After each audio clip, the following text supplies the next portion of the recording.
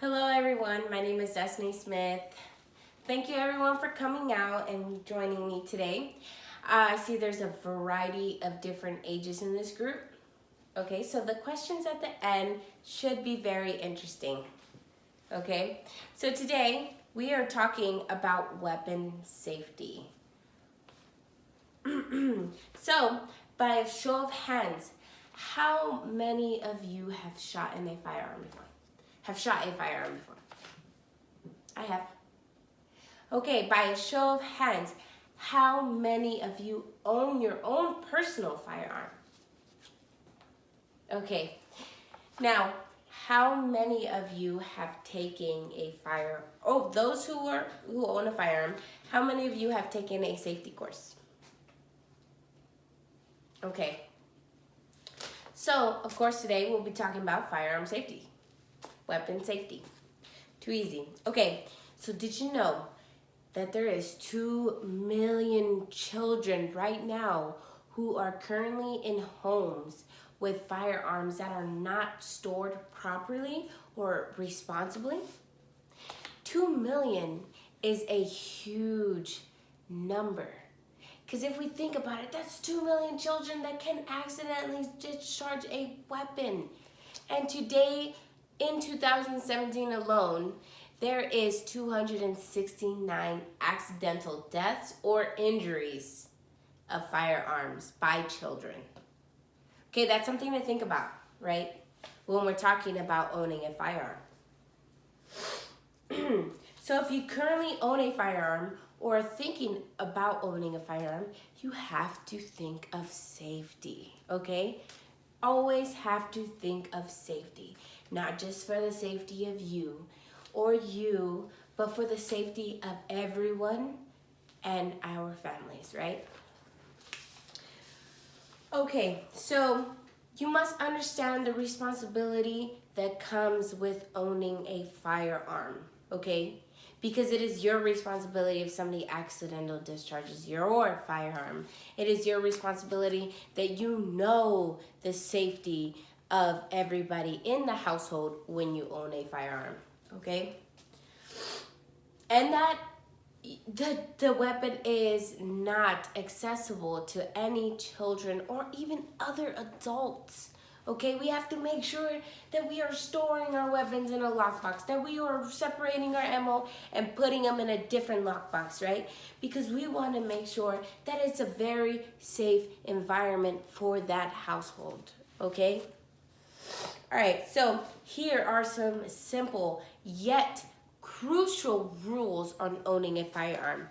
One is always point your weapon downwards. Okay, we're going down with our weapon, right? Because we don't want to flag anybody. Flag, like point the weapon to somebody and accidentally discharge it if we have our finger on the trigger. You know, back when I was in military training in the Army, they would always harp on us, keep your weapon pointed down, and if you're on the range, keep your weapon pointed down range. Do not flag a battle buddy, right? Because you can accidentally discharge. Who knows if you didn't clear your weapon properly? You know, what if it was a mistake that we didn't clear our weapon properly and we accidentally discharge it? Whose fault is it? Yours. Why? Because you were pointing your weapon at someone else or at something else that you shouldn't have, right? All right, the next one is always keep your finger off the trigger, right? So if I'm still simulating an AR, which is equivalent to M4 that I had in the military, right? This is my trigger finger. This is my trigger finger. And if I have it gripped, I can possibly shoot down. Or if I'm talking to somebody and I notice that I have put my weapon up and I'm flagging somebody and I accidentally cough, sneeze, do whatever, and I accidentally pull the trigger, that's because my finger was on the trigger without intention. That's wrong. You should never and always keep your finger off of the trigger unless you are ready to shoot and fire your arm. Like, so if you're at a range, that's the only time you should keep your finger off of the trigger, unless you have the intent of shooting. Another rule is to keep your firearm unloaded at all times. unless you are ready to fire your firearm. Because if you have your firearm and you have it loaded, anybody can just accidentally bump you or something of that sort and discharge your weapon. So always keep your firearms safely unloaded and your ammunition separate, okay? So I have children, and I'm sure many of you have children, right? So we have to make sure that we can educate and eliminate the curiosity that comes with children and firearms, right?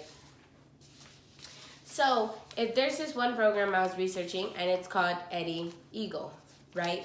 And it's an NRA program that teaches children what to do in case they come across a firearm, and that is stop, don't touch, run away, and tell a grown-up, right? That's something we always want to teach our children.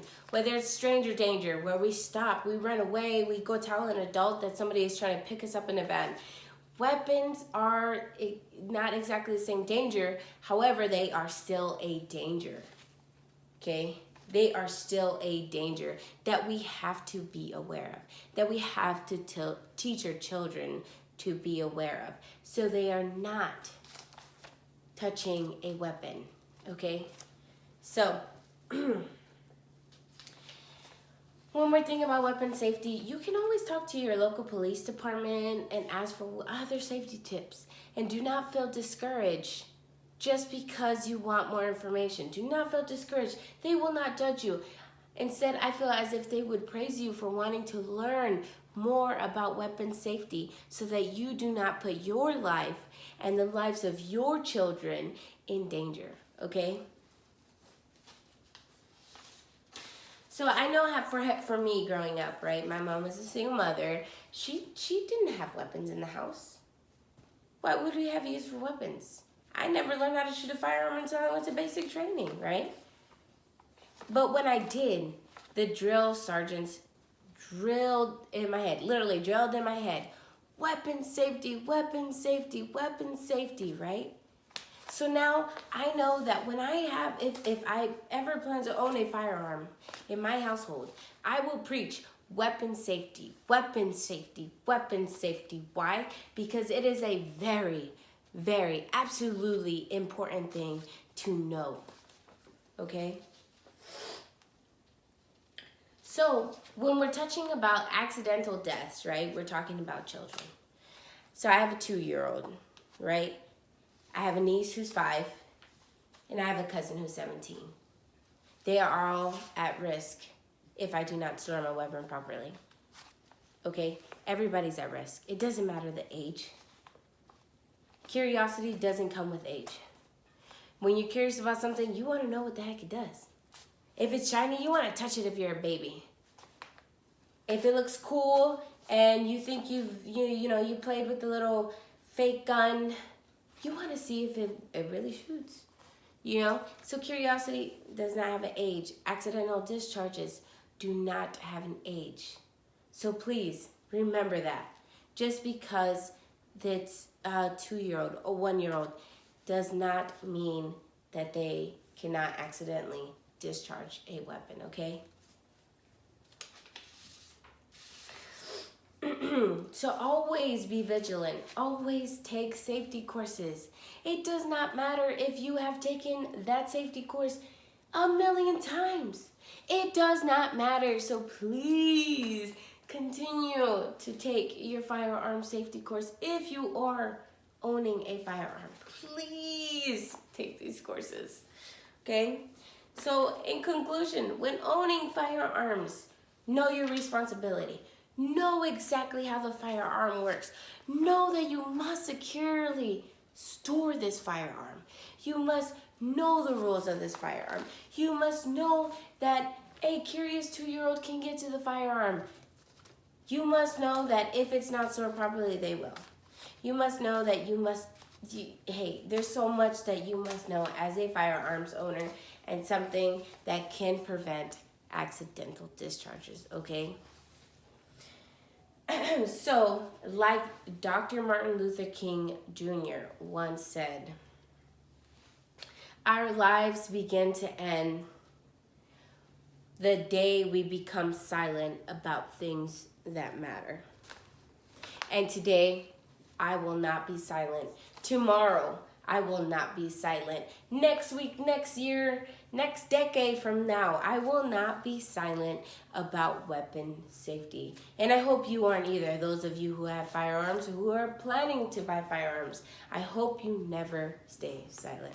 Thank you very much and have a wonderful day, y'all.